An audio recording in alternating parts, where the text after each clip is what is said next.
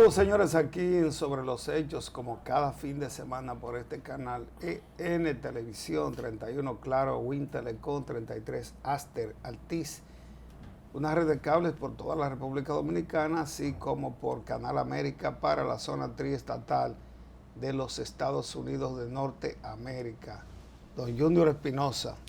Marino Ramírez y Grullón, y la audiencia que cada semana se da cita, complacido de verlo nuevamente. Igual para mí, usted sabe que... Había abandonado su plaza fundamental de trabajo. Trabajando, yo sé que usted trabaja mucho, tanto como yo, si no, no pudiéramos ni andar en vehículo. Los muchachos piensan otra cosa, ¿no? Pero ciertamente da brega todo. Así como ellos cogen lucha aquí, nosotros cogemos lucha afuera. Es difícil. Es difícil. Pero bueno, aquí estamos, Junior, y uno de los temas más trascendentes de esta semana, que recién termina, tiene que ver con el aumento general de salarios anunciado por el presidente de la República, don Luis Abinader, principalmente para el sector asalariado privado no sectorizado. Yo creo que es un aumento necesario. Y mira que estamos en una crisis económica que quizás aquí no se siente mucho, no sé, por el manejo que se ha dado positivo, aunque hay aumentos de precios, no es que haya abundancia de dinero, pero la gente no ha salido a protestar. Hubiese sido en otra situación, o yo diría cualquier otro gobierno no hubiese logrado este aumento. Cualquier cosa que le aumenten a la gente está bien, nunca el salario va a ser el que necesite el que lo trabaja, ¿no? El salario no es para resolver todos los problemas, básicamente, pero el que trabaja necesita dinero y por tanto se le paga en el sector privado y público. Ahí también salieron pensionados en ese aumento general de salario los dirigentes sindicales, pero ese es un tema que lo vamos a tratar de secundario, porque ¿dónde es que está el truco ahí? Que salió la pensión de ellos junto con el aumento del salario. Una pensión que aunque no es privilegiada en términos de una gran cantidad de dinero, pero aquí casi nadie la logra. Son personas que han pasado gran parte de su vida luchando, ¿no?, entre comillas, por el bienestar de los trabajadores. Unos merecen mi respeto, otros yo creo que no necesitaban eso. Y ha sido muy comentado. Yo vi a mi amigo don Pepe Abreu defender, diciéndole machepistas a los que se oponen a eso o a los que lo critican. No debió don Pepe, un hombre... Yo conozco a Pepe hace muchos años, desde que yo era muchacho. Yo conozco a Pepe hace más de 40 años y sé quién es él. Un dirigente revolucionario a carta cabal, formado en la Central General de Trabajadores ya desaparecida. Merece más de ahí. Pero bueno, eso es lo que tiene. No creo que tenga Pepe nada para vivir que no sea esa pensión. Pero también involucraron a otros dirigentes que no se ligan con los trabajadores. Eso no es verdad. Ahí hay gente que no se liga con los trabajadores. No voy a decir el nombre.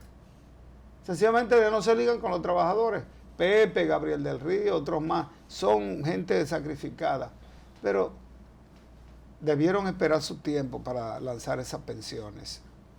Yo no soy de los que voy a entrarle a eso, ni lo voy a criticar, pero ellos tampoco la deben defender públicamente, sino quedarse tranquilos. Y se supone, como tú me decías fuera de cámara, que ya ellos están pensionados, se tienen que retirar y darle chance a otros, porque ya muchos de ellos, por ejemplo, don Pepe está casi ciego, tiene que hacerse una cirugía, no ha podido hacerla aquí en el país, creo que tenía que ir a Cuba. Don Gabriel ya tiene 80 años lejos, doblando la curvita de la Paraguay, mira a ver si está lejos. Uno de los más jóvenes es el señor de la CNTD, que ese señor no creo que, ese señor ni siquiera va a programas, y él se ve joven. Entonces yo creo que él tiene de qué vivir, pero que coja su pensión. Bueno, de hecho es interesante esto, ojalá que a los pensionados generalmente se les suba la pensión. Y así como el presidente pensionó a estos sindicalistas, que vea que con 50,000 tampoco se vive, sino de 75,000 para arriba. Porque hay que decir que los grandes personajes de este país, la gente con dinero, se pensionan con 200,000 y hasta 500,000. ¿Por qué así las de proporción en este país? Así como lo que hacen las leyes, tienen pensión privada, seguro privado, se salieron del sistema y le hacen leyes y quieren los cuartos de los otros. Así mismo pasa con todo. Lo cierto es que los hijos de Machepa, como dice don Pepe, abajo, los de a pie siguen estando pero muy mal. Así es que positivo en términos generales todo esto y hay que seguir. Bueno, Marino, yo pienso que el tema de las pensiones lo que refleja es una vez más los niveles de inequidad con que funciona la sociedad dominicana. Tú la mides por la pensión y la mides por los salarios. Creo que, como ha reflexionado mucha gente, sorprendió a todo mundo el aumento salarial. El pasado 15 del mes de junio se sometió la propuesta de aumento y antes de un mes, sin que el país supiera el curso de las discusiones, nos sorprende el presidente el pasado martes anunciando que habrá buena noticia el próximo miércoles. Como en efecto, el miércoles de esta semana que concluye, pues sencillamente se anuncia un aumento que en promedio oscila en un 24%. El salario más alto llega a 21,000 pesos. Como tú planteas, eso para el primer quintil posiblemente le da para el 60 o el 70% de la canasta básica que representa ese quintil o sector social, medido en términos económicos. Entonces, la incredulidad de la gente que se extraña, ¿cómo es que esto ocurre de forma tan sorpresiva? ¿Cómo es que el presidente está tan interesado? Porque creo que es primera vez que un presidente se traslada a sede del Ministerio de Trabajo, donde sesiona el Comité Nacional de Trabajo para estar presente en el anuncio de una medida de aumento salarial. Y tal como han planteado muchas personas, la voluntad política es determinante para que las cosas funcionen en República Dominicana y sobre todo la voluntad del primer mandatario. Yo creo que una vez más se ratifica eso. Hay que ver ahora, Marino, con el tema de la reclasificación, cuáles serán las estrategias posiblemente legítimas, pero injustas, que buscarán algunos sectores empresariales para no caer dentro de la clasificación que están actualmente e irse a una más baja. Eso también hay que verlo en los próximos días. Hay que ver el tema de nunca acabar, el impacto que lamentablemente inflacionario generan muchas veces los aumentos salariales. Aquí vamos a ver la capacidad del Estado para implementar las políticas públicas necesarias para contrarrestar esa situación. Porque en este momento muy especial en que ya de hecho lo que se ha aumentado, Marino, ya está absorbido por la inflación que hemos estado viviendo en estos días. Y aunque desde la Presidencia de la República se anunciaron un conjunto de medidas que evidentemente no tienen efecto inmediato en el costo de la comida de la gente. Quiero quedarme en el tema de la comida, porque imagínate tú, ¿qué le cuesta o qué tiempo tarda un proceso de siembra agrícola, por ejemplo? Si es de ciclo corto, podemos hablar de 2 a 3 meses. O el procesamiento de la materia prima que llega para producir alimentos, que de hecho, Marino, más allá de la flexibilización y la facilidad de los 2.500 millones o de 2.000 millones que aduana va a liberar para que entren libre de arancel, yo no sé si eso va a lograr el efecto deseado. Uno tenía las expectativas de que se focalizara justamente el tema de los subsidios para que impactara de manera inmediata en el comportamiento de los precios de la comida, pero no fue así. Entonces, esperar cómo se va a comportar esta situación y ver, Marino, si en los próximos meses, uno esperaba que en días, pudiéramos tener una mejoría en términos del costo de los artículos de primera necesidad. Yo he insistido mucho, pero Junior Espinosa, pero tiene que haber decisión. A mí me hubiese encantado que el presidente de la República seleccionara su equipo económico, los 10, 15, 20 productos y un decreto congelando los precios y llamando entonces a los sectores productivos para buscar la forma en cómo se va a compensar. Pero en lo que llegan las importaciones, nos están dando en el cuello con los artículos de primera necesidad. Entonces, las intenciones son buenas, pero no nos resuelven el problema inmediato, que es lo que la gente quiere. Y tal como tú planteas, ¿por qué no hay reacción? Porque de una u otra forma, la gente está consciente del efecto que ha hecho la crisis sanitaria que hay en el mundo.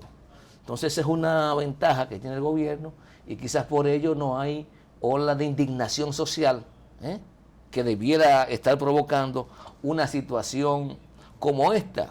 E igual, yo no sé cuándo el Congreso se va a sentar de manera seria y los agentes económicos y los planificadores económicos del Estado. Señores, el nivel de endeudamiento que lleva la República Dominicana es preocupante. Por más que quieran pintarlo, es preocupante. Y yo creo que ya basta de que un gobierno se planifica 4 y 8 años y el otro que resuelva. Porque en definitiva que le dejan el problema no es al gobierno que viene, es a la población dominicana, que es la que finalmente termina pagando los platos rotos de los desaciertos económicos, de las políticas equivocadas que implementan los gobiernos. Entonces, esos son desafíos, Marino, que tenemos. Antes de salir de este tema, esto hablaba de las pensiones. En mi percepción, creo que alguien de Palacio quiso hacerle una jugada a los dirigentes sindicales. Te digo esto porque si ese decreto está firmado desde marzo, de marzo acá, han pasado 3 meses, Marino. Estamos en el mes 7. ¿Por qué publicarlo justamente el día en que se concierta un aumento salarial que ha dejado a todo el mundo sorprendido? ¿Cuál es la intencionalidad de sacar ese decreto en ese momento? ¿Seguir desprestigiando a los dirigentes sindicales? Que lamentablemente, y esto lo hemos conversado con el amigo Pepe, el nivel de credibilidad es muy bajo. Es muy bajo. Entonces, publicar ese decreto en ese momento, más allá de que la pensión hubiese sido $1, porque no estoy hablando del monto, es otra cosa, pero publicarlo en el momento en que se cierra una negociación, en la que nadie se enteró que se estaba negociando, evidentemente que quieren mandarle un mensaje. ¿Será que están forzándolo con esto a que asuman que ya su rol como dirigentes sindicales activos debe cesar? ¿Ese será el mensaje? ¿O es otro? Porque de hecho, si te pensionan, ya no eres trabajador. No, pero te voy a decir algo. Si te pensionas, tú no eres trabajador, ¿verdad que no? Pero ven acá también. No hay que estar dirigiendo un gremio, un gremio supuestamente abierto y democrático a los 80 y a los 90 años de edad, porque ven acá. No, tú y yo estamos, espérate. Hoy los otros. No es eso, lo que estoy diciéndote es la señal, el mal manejo, la intencionalidad de publicar. No, el mal manejo, eso estuvo intencional. Claro, la intencionalidad de publicar ese decreto justamente con la muerte salarial. Yo creo que son dos cosas diferentes. La necesidad de dar una renovación a la dirigencia sindical, hace tiempo que está planteada. Lo que pasa es que acuérdate que a partir del 96 nos dijeron que ya no tenía que haber sindicatos, porque los trabajadores iban a ser propietarios de las empresas.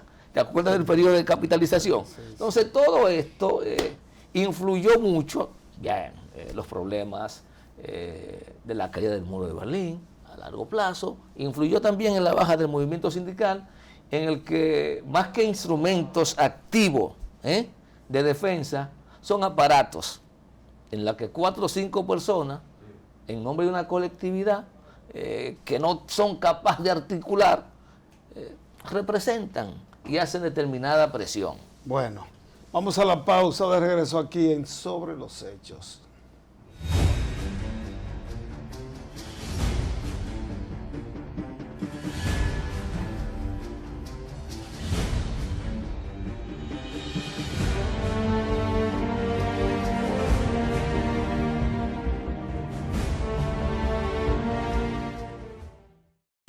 Cosmetic Dental Center. Somos un centro de salud con estándares de calidad internacional, con un equipo de profesionales de la odontología que tienen la misión de brindar la máxima satisfacción a sus pacientes. Nuestro centro ofrece un servicio integral en materia odontológica y estética, con un trato humano calificado y el más acertado diagnóstico, avalado con la más moderna tecnología. Jardines del Embajador número 8B, teléfono 809-535-7450. Y en la zona oriental, Avenida Sabana Larga número 15, 809-597-0251.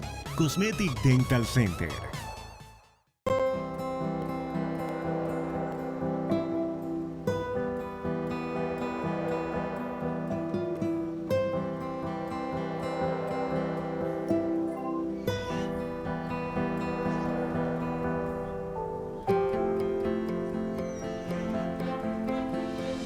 Hay cosas que hacen historia en nuestras vidas. Por eso, estamos creando las condiciones para que puedas salir a trabajar y progresar. Sabemos que tener un buen empleo significa mucho para ti. Ya estamos vacunando. Ahora vamos por 1 millón de empleos. Juntos, hagamos historia. Estamos cambiando.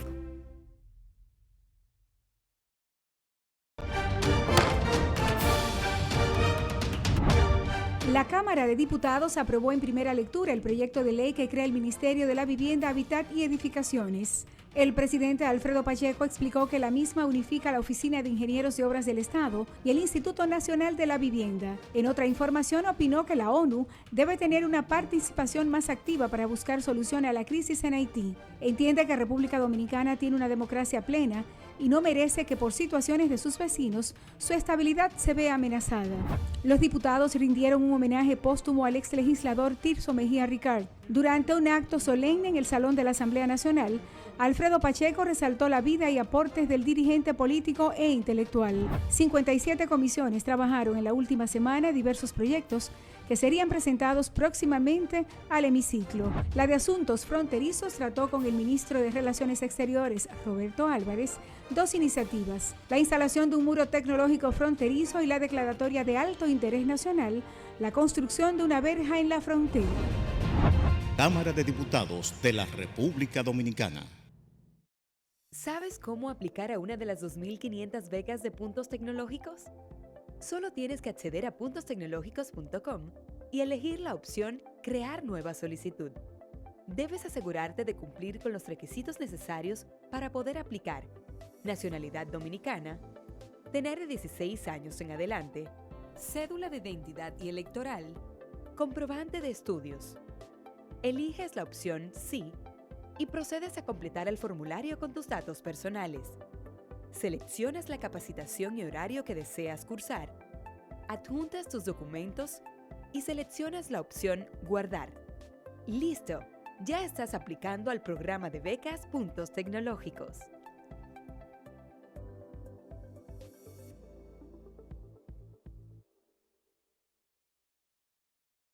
Quizá por primera vez en la historia pasa un fenómeno de esta naturaleza. Cuando el director de ONAPI viene a esta finca, deja dicho esto que estamos cambiando. Cuando yo tenía que hacer 20.000 diligencias para conseguir nuestro nombre, y en el pico de la loma vino el director de ONAPI a entregarle al Grupo 33 este documento que nos da el nombre para nosotros comercializar nuestro producto.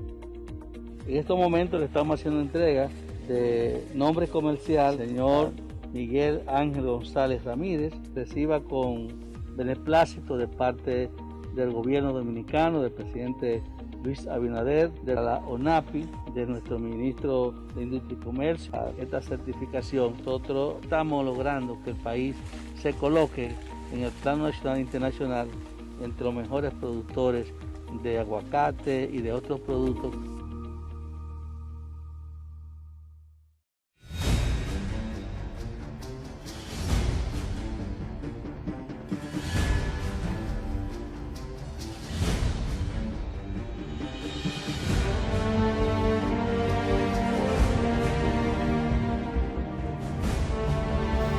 Bien, aquí de nuevo sobre los hechos, sí, vamos a conversar, Junior, con un amigo. No sé si usted tenía tiempo que no lo veía como yo, porque los cambios políticos y las bonanzas hacen que la gente medio se pierda algunas veces.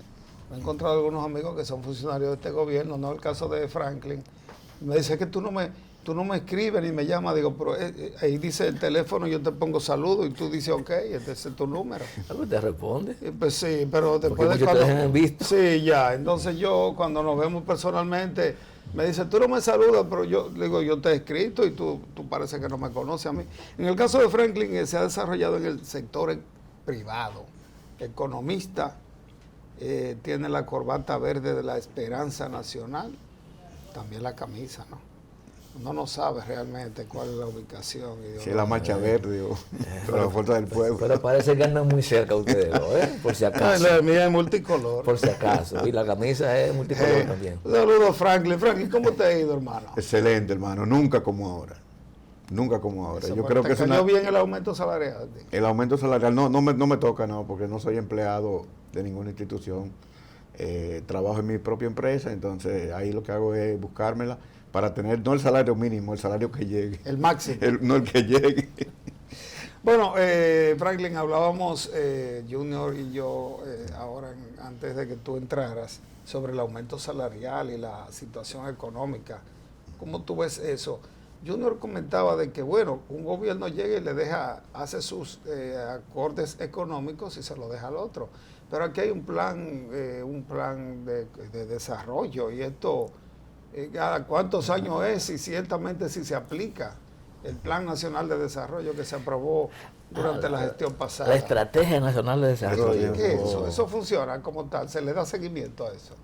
Bueno, es que tú estás mezclando varias cosas. No, pero se supone que con el aumento de salario y ahora con la estrategia. Se supone que un aumento de salario... No, es que una estrategia nacional de desarrollo no tiene que ver... Un plan económico de un gobierno no tiene que ver con la estrategia. Perdón, dentro de la estrategia. Perdón. Pero un aumento salarial no tiene que ver con una estrategia nacional de desarrollo. Que no. Eso es una cuestión macro, es una cuestión más de largo plazo.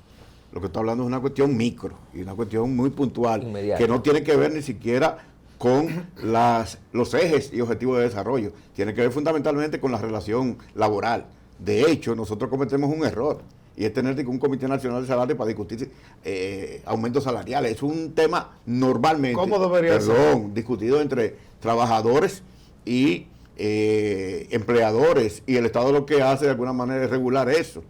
Es decir, el Estado dominicano... Eso no se da, Franklin. Pero yo te estoy diciendo cómo se da en países desarrollados y cómo se da en la mayoría de los países en los que uno estudia y que se parecen a la República Dominicana. El tema es que en este caso, de este aumento salarial, por ejemplo, que a mí me llamó mucho la atención y me pareció más que todo una jugada política inteligente del presidente de la República y del gobierno de anunciar un aumento salarial el mismo día de la desescalada.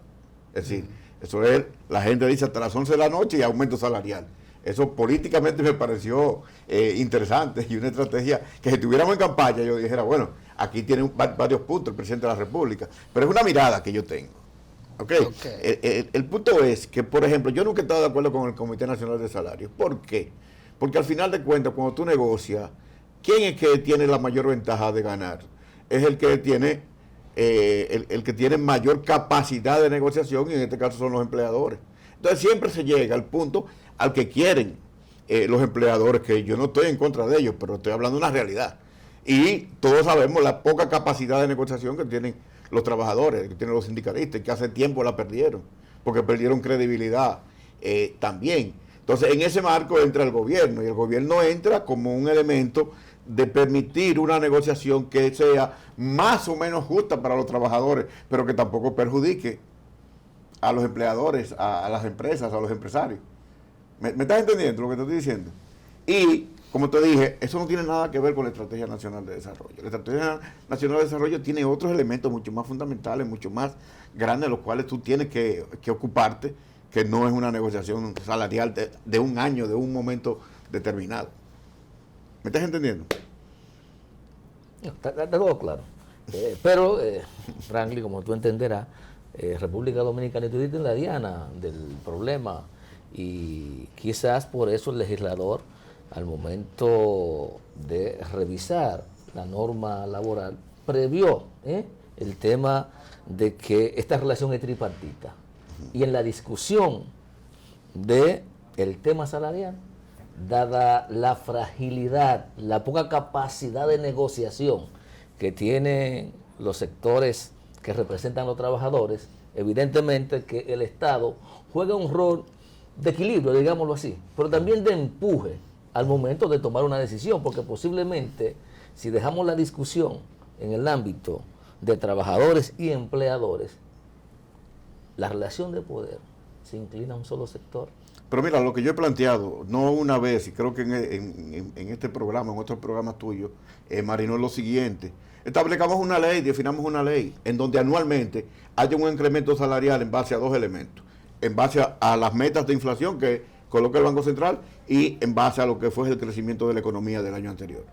Si tú me dices a mí que la meta de inflación es 4.5% más o menos 1, como es la meta de inflación establecida en el programa monetario, y tú dices que la economía creció 5 o 6%, el aumento son 10%, sin discusión, sin negociaciones, y sin expectativa, y sin incertidumbre. Entonces tú legislas de esa manera, y yo creo que ningún empresario se va a oponer a eso. ¿Por qué? Porque te están dando la medida de tu crecimiento. Porque al final de cuentas, la que crecen son las empresas. Aquí hablan de crecimiento económico como si fuera... No. Las que crecen son las empresas. ¿Por qué? Porque a partir de lo que es el valor agregado de las empresas, es que se calcula el Producto Bruto Interno, la tasa de crecimiento.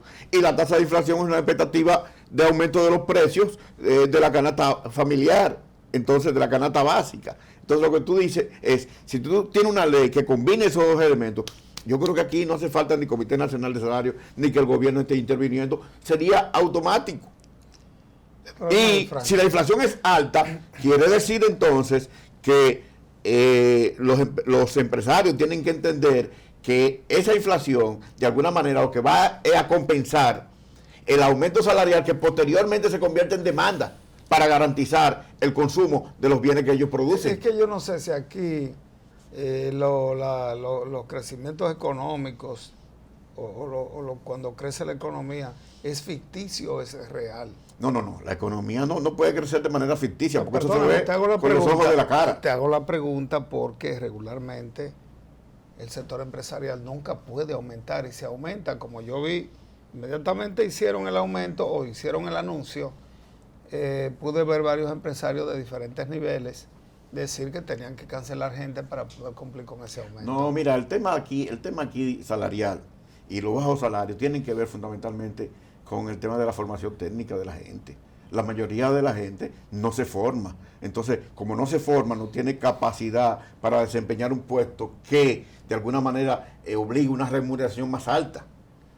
¿Entiendes? Si, por ejemplo, y esto es tal vez fuera de contexto, mi hijo uno estudió mecatrónica y otro ciencias actuariales, matemáticas. Entonces, esos muchachos hay que pagarle. Si nadie le va a ofrecer salario mínimo. Es que aquí no se paga en este país. No, lo que te estoy diciendo es que la masa laboral en su generalidad no tiene estudios técnicos ni habilidades técnicas que de alguna manera le permita exigir más allá de lo que ofrecen las empresas. Estoy de desacuerdo contigo. No, pero tú vas a poner un ejemplo. Mira, porque te voy a dejar, porque tú eres el técnico aquí, pero yo te quiero decir, uno de mis hijos es ingeniero industrial, con maestría, con qué sé yo cuántos cursos, incluso hizo un curso en Londres y vaina de esa, porque todo el que va a Londres es que sabe más que lo de aquí, o el que va hasta Nueva York, el de aquí es que nunca sabe nada. Ese muchacho estuvo en varias empresas privadas y tenía que irse. Y ganaba concursos a otra empresa privada en la parte de planificación. Tenía que irse, mi hermano, no le pagaban. Hizo un concurso en una institución pública que paga bien, igual lo ganó. Y ahí gana más o menos donde... ¿Y qué le pagaban antes? Pero mira, yo te puedo decir los nombres de las empresas donde trabajó ese muchacho, que le pagaban miseria, teniendo esa formación. Y aquí hay empresas, tú lo sabes, telefónicas, que han caído en manos de extranjeros. ¿Qué es lo que han hecho? Si Junior ganaba 100,000 pesos, fuera Junior, le ponen 2 de 50, con la misma capacidad. Entonces, Pero no hay un criterio de pago, no hay un problema de formación. Hay un elemento adicional que no es solamente el tema del pago, ni siquiera el tema de las habilidades técnicas, es también la rigidez del mercado, la rigidez de la estructura económica del país que no genera empleo. Es decir, tú tienes sectores productivos que no te generan empleo. El sector, por ejemplo, de las telecomunicaciones no te genera empleo, aunque tú ves que es un sector de crecimiento, pero crecen instalaciones, crecen equipos, no en términos de empleo. Entonces es un problema de la República Dominicana que en algún momento tenemos que comenzar a resolver. Desde el punto de vista que tenemos que animar a sectores productivos que generen empleos. Pero, que es el otro tema, en adición a lo que te dije de la formación técnica, de la capacidad técnica. Yo le voy a poner un ejemplo a ustedes nada más. Pregunta cuánto cobra un electricista por ir a arreglarte hacerte un trabajo a tu casa. ¿Cuánto cobra un plomero? ¿Cuánto te cobra un mecánico? Esos tipos no hablan de empleos, salario mínimo, nada de eso. Porque el tipo te dice, eso te cuesta 5,000 pesos y el tipo dura 1 hora.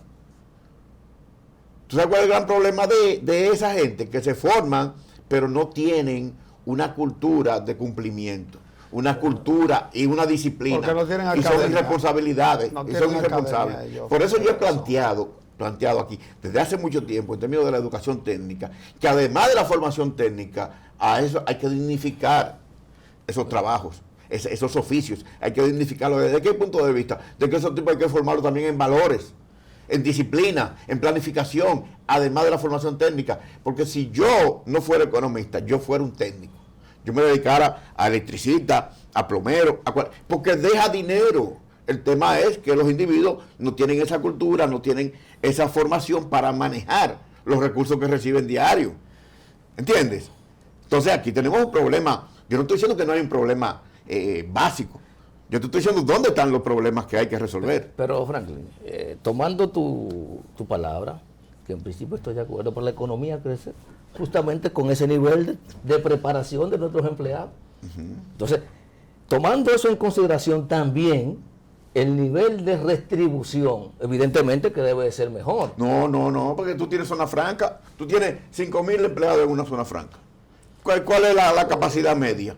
La capacidad media es baja. Pero entonces, que esos son regímenes especiales donde los salarios son de bien, pero igual el turismo. Claro que sí. Entonces hay un problema con la política. No tenemos problema con la política. Es que tú no puedes obligar a los empresarios a pagar más dinero cuando el mercado laboral le dice que el salario que tienen que pagar es el salario que están pagando justamente. ¿Por qué? Porque tenemos una sobreoferta laboral. Tenemos mucha gente desempleada. ¿Entiendes? Mucha gente desempleada con relación a la cantidad de empleos que hay. Entonces, cuando tú pones oferta y demanda, obviamente, por ejemplo, una empresa dice, voy a hacer una feria de empleos. Tengo 700 empleos. ¿Cuánto llegan? 11,000. ¿Qué pasa? Tú tienes 10,300 que van a quedar sin empleo 700. Ahora bien, si esa empresa ofrece salario promedio 15,000 pesos, el que no lo quiera viene el otro porque hay 10,300 que se van a quedar sin empleo. Entonces, tiene un problema. Son 2 aspectos. Tú has identificado 2 aspectos. Uno, la formación y la alta demanda de empleo. Eso influye también. La sobreoferta. La sobreoferta. Bueno, cuando digo. Porque la demanda de la empresa, la demanda de la casa de la empresa. Cuando digo si yo requiero un empleo, estoy demandando un trabajo. Estoy demandando un trabajo. Entonces, la alta demanda también de trabajo influye en la escala salarial. Pero claro, eso es definitivo. Es lo mismo que te estoy diciendo. El ejemplo que te acabo de decir es muy claro. Si hay una empresa que hace una feria de empleo y dice, yo estoy buscando 700 empleados, llegan 11,000. Te estoy hablando por un hecho que tuve cerca. Son 700 empleos. En Naco, ¿verdad?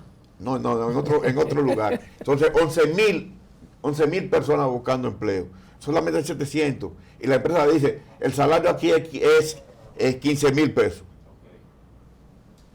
Los 700 dicen que sí. Y el que diga que no, dice el empleador, no está bien, yo tengo 10,300 que están en la gatera, que están ahí en el banco esperando que uno de ustedes diga que no quiere ese empleo. Porque no hay empleo. Si no hay la cantidad suficiente de empleo. Y el otro tema es, reitero, es el tema de las habilidades técnicas, de los oficios. Esos muchachos que se forman en el Infotec, en el Infotec, ¿tú crees que dejan de tener empleo? Nunca. ¿Por qué? Porque si se forman en un área técnica, si se forman en electricistas, en plomeros, en soldadores, en mecánica, en todos esos oficios, en diseño gráfico, esos muchachos no dejan de tener trabajo y no les interesa a veces ni siquiera ocuparse. Vamos a ir a la pausa, Franklin, y luego regresamos con el tema.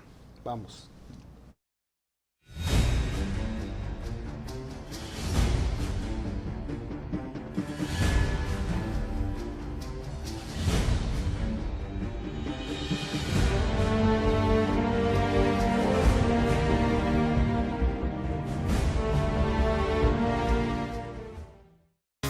Cosmetic Dental Center. Somos un centro de salud con estándares de calidad internacional, con un equipo de profesionales de la odontología que tienen la misión de brindar la máxima satisfacción a sus pacientes. Nuestro centro ofrece un servicio integral en materia odontológica y estética, con un trato humano calificado y el más acertado diagnóstico, avalado con la más moderna tecnología. Jardines del Embajador número 8B, teléfono 809-535-7450. Y en la zona oriental, Avenida Sabana Larga número 15, 809-597-0251. Cosmetic Dental Center. Capicúa. Bueno, barajen ustedes, pero no barajen vacunarse. ¿Ya se vacunaron? Tengo la 2, papá. Yo estoy indeciso. Eso lo hicieron muy rápido. Y eso está raro. Yo vi un muchacho hablando de eso en Twitter. Y es verdad, hay algo raro. Pero los que saben de eso están diciendo que te la ponga. Vacúnate, hermano. Las cosas de Don Tito. Yo no sé si me voy a poner esa vaina. La vacuna no duele, no enferma, no mata. El COVID sí. Vacúnate ya.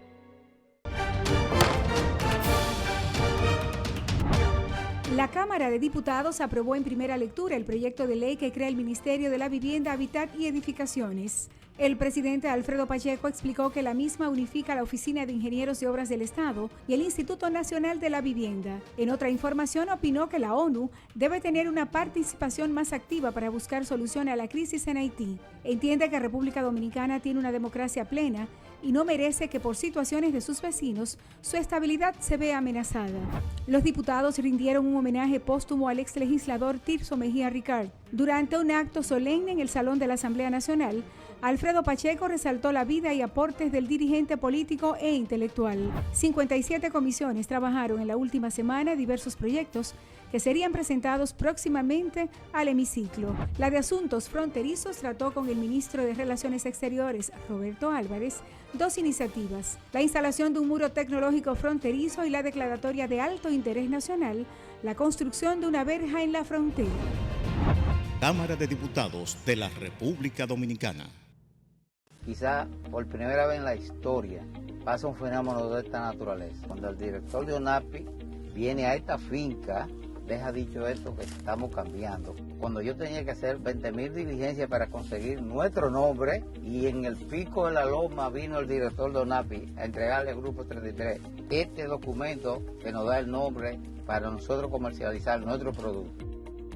En estos momentos le estamos haciendo entrega de nombre comercial, señor Miguel Ángel González Ramírez. Reciba con beneplácito de parte del gobierno dominicano, del presidente Luis Abinader, de la ONAPI, de nuestro ministro de Industria y Comercio. Esta certificación, nosotros estamos logrando que el país se coloque en el plano nacional e internacional entre los mejores productores de aguacate y de otros productos. ¿Sabes cómo aplicar a una de las 2.500 becas de puntos tecnológicos? Solo tienes que acceder a puntostecnológicos.com y elegir la opción Crear nueva solicitud. Debes asegurarte de cumplir con los requisitos necesarios para poder aplicar: nacionalidad dominicana, tener de 16 años en adelante, cédula de identidad y electoral, comprobante de estudios. Eliges la opción Sí y procedes a completar el formulario con tus datos personales. Seleccionas la capacitación y horario que deseas cursar, adjuntas tus documentos y seleccionas la opción Guardar. ¡Listo! Ya estás aplicando al programa de becas Puntos Tecnológicos.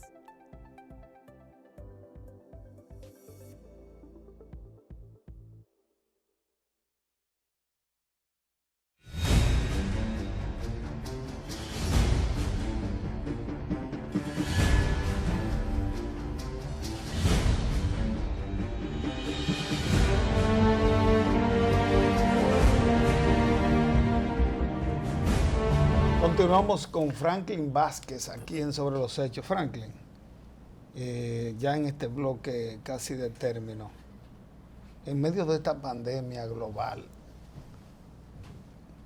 el mundo ha seguido funcionando porque, bueno, como quiera, el mundo no va a quebrar nunca. Puede haber una crisis económica, pero de alguna manera se busca que funcione, que haya dinero y que hay consumo, como quiera.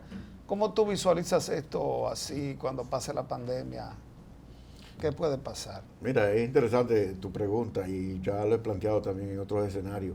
Lo que le queda a la economía es un aumento en la demanda agregada de manera exorbitante. Es decir, hay una clase media que está rezagada en términos de consumo, porque en el mundo, señores, la clase media es la que mantiene los países, en países desarrollados, en países de medio desarrollados, en países subdesarrollados. La clase media es la que garantiza prácticamente el funcionamiento de las economías en términos de lo que es la inversión, porque la gente tiene que entender que la inversión privada de alguna manera es la que dinamiza las economías en el mundo entero, y los que invierten son la clase media y obviamente los ricos, pero los ricos son cada vez menos, y la clase media son ese colchón, más que colchón, ese queso y jamón del sándwich, que está entre los pobres y los ricos. Esa clase dejó de consumir durante un año completo, y cuando haya una apertura,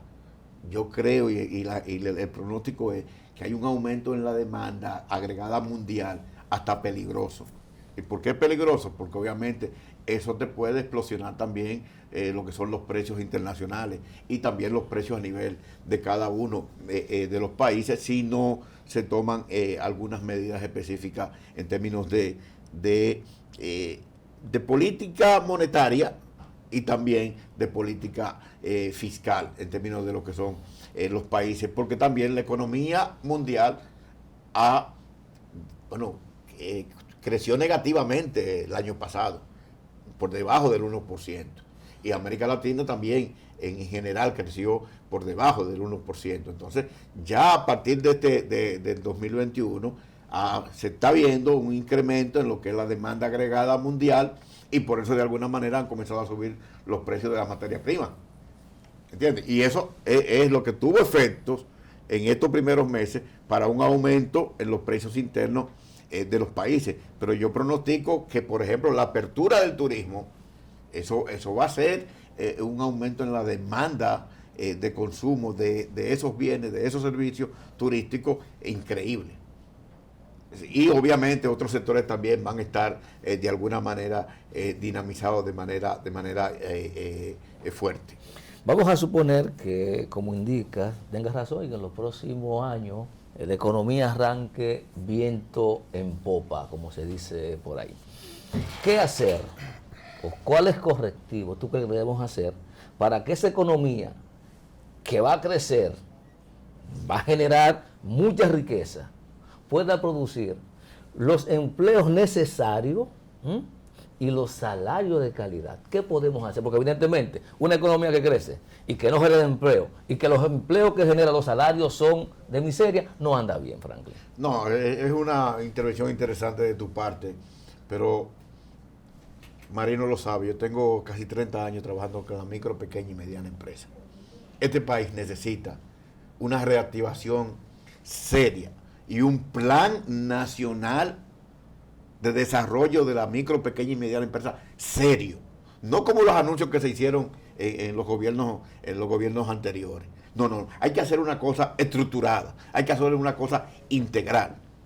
Tú tienes una cantidad de, por ejemplo, en el tema de cambio climático y calentamiento global, que es la segunda pandemia, es la próxima pandemia. Tú tienes una posibilidad de desarrollar empresas verdes que te generan empleo, pero que te resuelven también el problema de la emisión de gases de efecto invernadero, que es lo que está acabando con el planeta, que es lo que está haciendo que hayan esas inundaciones a nivel mundial. Entonces tú tienes que combinar el desarrollo de pequeñas y medianas empresas con el tema de generación de empleos verdes, en términos de inversión y promover desde el Estado inversiones verdes.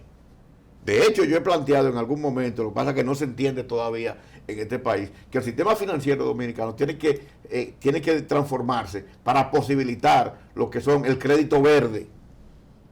¿Entiendes? Para que las empresas se transformen y comiencen a utilizar otro tipo de energía mucho más limpia. Entonces, por ahí hay todo un campo de generación de empleo como un elemento nada más. Pero se está promoviendo eso porque los molinos ahí en el sur lejano abundan. Pero ¿quiénes son? Una empresa. Estoy hablando de una política. Estoy hablando de una política estructurada. Por ejemplo, hay muchas pequeñas y medianas empresas que tú le cambias lo que es la matriz eléctrica, hermano, y la cantidad de energía. Por paneles solares, por ejemplo. Por paneles solares, por decirte un caso nada más. Pero la cantidad de energía que tú puedes generar por ahí y que va a sustituir la energía sucia, por decirlo de alguna manera. No renovable. O no renovable, es enorme. Y si tú lo haces en las pequeñas y medianas empresas, ¿tú entiendes? Tú estás haciendo una transformación que no solamente va a beneficiar la generación de empleo, sino que también va a beneficiar lo que es la disminución de gases de efecto invernadero, pero también va a generar ahorro para las empresas. Entonces, aquí falta una política seria, integral, de largo alcance, con seguimiento, con supervisión de inversión para las pequeñas y medianas empresas, para la generación de empleo. Plaza Central está con paneles solares.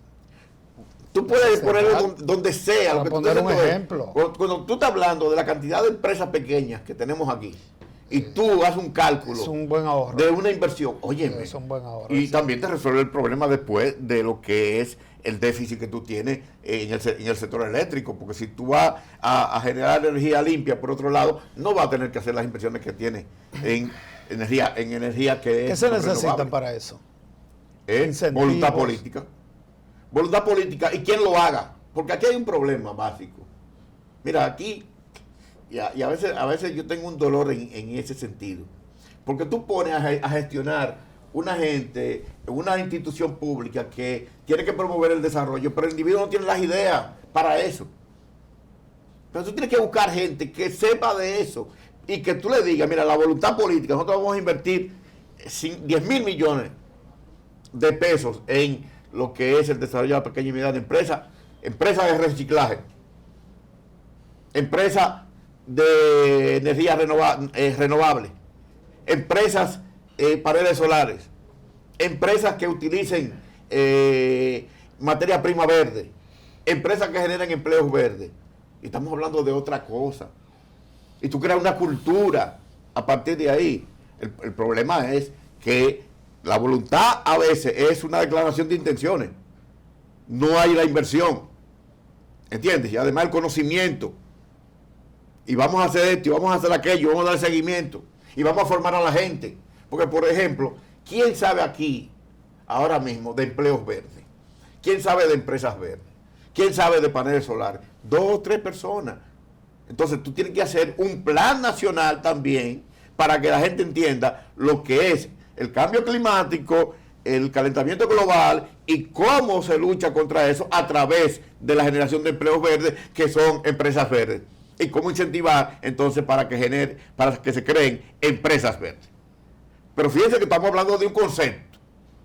Estamos hablando de una idea que tiene que ser apoyada desde el gobierno.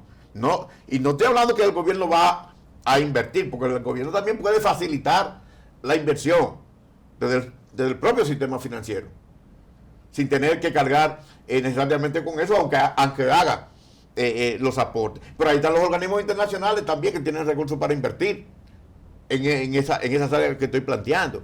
Entonces, mira, en definitiva, aquí hay una serie de cosas que se pudieran hacer, pero no están los agentes los agentes económicos, no están las personas, no están los individuos para hacerlo. Entonces, a veces, lo que se hace son declaraciones de intenciones, pero en la práctica no se toman decisiones realmente que vayan en la vía en que esa voluntad política se manifiesta. Pero, ¿qué riesgo? Ahí voy, ¿verdad? Porque cada cierto tiempo aparece un nicho nuevo donde invertir. En los países, y es normal. No, es que no aparece, es que no debe aparecer. Ese es el gran problema, discúlpame. Porque tú has tocado un tema importante. Aparece, no. Es que hay que invertir en investigación y desarrollo. Para que la investigación y desarrollo nos diga, hay que irse por allí. Hay que invertir aquí. La productividad viene por aquí. La eficiencia viene por aquí.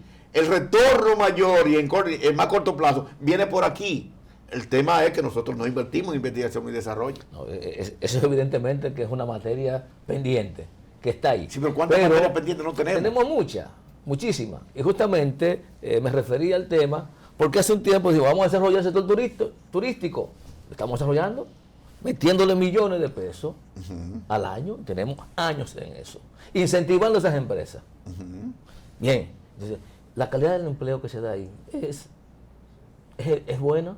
El salario que se paga es bueno. No, si tú te pones a ver sector por sector, habría que investigar. Yo no te puedo dar. Lo que pasa es que yo no te puedo dar. Yo tengo algunas ideas y algunas informaciones que te digo, bueno, a nivel gerencial, en el sector turístico se paga bien. Pero a nivel bajo no se paga bien. Lo propio pasa con los bancos, bueno, eso es privado. Sí, pero eso es privado y eso habría que ver la estructura. Pero yo quiero ir un poco más allá. No. Lo que pasa es que mi preocupación, como usted lo ha externado, es que podamos llegar a un modelo económico en el que no solo tú permitas incentivar y fomentar el desarrollo empresarial, sino que eso te genere los empleos de calidad y los valores agregados. Interesante. Ahora, tú hablaste de una cosa que va en el sentido que tú inicialmente comenzaste. El modelo económico. El problema grave de nosotros es que el modelo económico es un modelo atomizado. Nosotros, en un momento determinado, impulsamos la zona franca. En otro, impulsamos el capital financiero. En otro, impulsamos el turismo. En otro, impulsamos telecomunicaciones. Panamá decidió incentivar el sector financiero. ¿Y qué es Panamá hoy? Un paraíso financiero. Entonces, decidamos una cosa, y vayamos resolviendo y vayamos incentivando eso. Cuando esa dé los frutos que dé, entonces tú incentivas la otra. Obviamente, no estoy hablando que los sectores no puedan de alguna manera articularse. Lo que estoy diciendo es que nosotros tenemos que decidir como país y como economía qué es lo que queremos y cuál es el modelo que nosotros queremos. Por ejemplo, Franklin, yo me pongo a ver cada discurso de los gobiernos del desarrollo turístico en Pedernales, que deberíamos incluir la frontera entera, porque la frontera entera es pobre, paupérrima. Sí. Pero Pedernales es el centro de acción de todo el que dice que quiere desarrollar la frontera. Yo voy a Pedernales y ahí ni siquiera hay una oficina de impuestos internos. Ahí no existe impuestos internos. No, debe estar en... No está. Yo he ido personalmente. No, pero no es que tiene que estar, pero tú puedes tener una en Hay San Juan que ir a pagar a Barahona. Pero es que no debe ser así, Franklin. Si queremos... Pero si en una provincia... Pero el problema de aquí no es pagar impuestos. No es pagar impuestos, pero si tú tienes una oficina donde el pequeño y el microempresario no tenga que ir a Barahona. ¿Cuánto cuesta ir a Barahona a pagar un impuesto? Pero que ahí vamos, pero que hablamos de incentivar. Pero el hecho de que tú tengas una oficina significa que tú quieres desarrollar la frontera, la micro y mediana y pequeña empresa, lo que tú planteas y desarrollas en el área verde. Entonces, vamos a desarrollar Pedernales, pero para desarrollar Pedernales, vamos a motivarlo. Lo que tú tienes en ese caso es... No es el discurso, no, lo que tú tienes en ese caso es que en términos tecnológicos tú creas un mecanismo de que los empresarios puedan pagar a través de los bancos y no tener que ir a Barahona. No pasa eso. Pues, por eso es mucho más factible que tener una oficina para que la gente, para que 3 empresas vayan a pagar impuestos. Bueno, pero se pueden promover 100 a través de la micro. Pero bueno, ya hemos terminado, Franklin. ¿Cómo va a ser tan rápido? El programa que tú tienes en un canal de televisión ha hecho que tú te vuelvas realmente un polemista, no más bien orientador en el área económica. Pero igual, me gusta tu estilo. Gracias por haber venido al programa. Junior, nos vemos. Nos vemos en una próxima entrega de Sobre los Hechos. Gracias.